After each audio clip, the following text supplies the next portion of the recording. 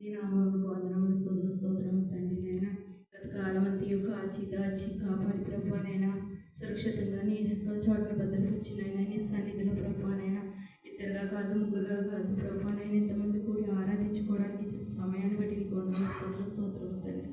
ప్రార్థనా సమయానికి నాకు ఇచ్చినందుకు నీకు వందనములు స్తోత్రం స్తోత్రం తండ్రి నైనా. వాక్యం ప్రభానైనా ఎవరైతే అందిస్తున్నారో ప్రభానైనా వారిలో ఉండి మాతో మాట్లాడండి ప్రభానైనా. మాట్లాడుచుండగా విని గ్రహించుకొని ప్రభానైనా తద్వారానైనా మేము నైనా నడుచుకోవడానికి సహాయం చేయమని వేడుకొచ్చున్నాను స్తోత్రం తండ్రి నైనా. అయినా ప్రార్థన రాని మూర్ఖులం తండ్రి నైనా నిన్ను మర్చిపోయి తిరుగుతున్నాం మేము ప్రభానైనా. మమ్మల్ని జ్ఞాపకం చేసుకోనండి, నీ బిడ్డలుగానైనా మార్చుకోండి ప్రభానైనా.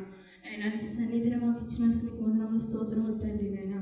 ఎంతమంది అయితే ప్రభానైనా నీ వాక్యం కోసం ప్రభానైనా ఈ యొక్కనైనా ఉపకారం కోసం వచ్చి ఉన్నారు ప్రభా. ప్రతి ఒక్కరిని జ్ఞాపకం చేసుకోండి, ప్రతి ఒక్క హృదయాలని నైనా తెరవండి ప్రభానైనా. ఈ వాక్యం అనే కంచె కావెలగా ఉంచి ప్రభానైనా కాచి దాచి కాపాడమని ఆయన వాక్యం అందిస్తున్న వారిలో మీరుండి మనం అందించమని ఆయన విన్న మాకు నైనా నీ యొక్క పరిశుద్ధాత్మ నడిపింపు దయచేసి నైనా ఈ కొద్ది మనల్ని ఆలకించి మనముల ప్రభుత్వాలు దయచేయమని వచ్చిన ప్రతి ఒక్కరిని మరి ఒకసారి జ్ఞాపకం చేసుకోమని యేసు పరిశుద్ధ నామమున అడిగి వేడుకొని ప్రార్థించుకొచ్చున్నాను తండ్రి. ఆమేన్.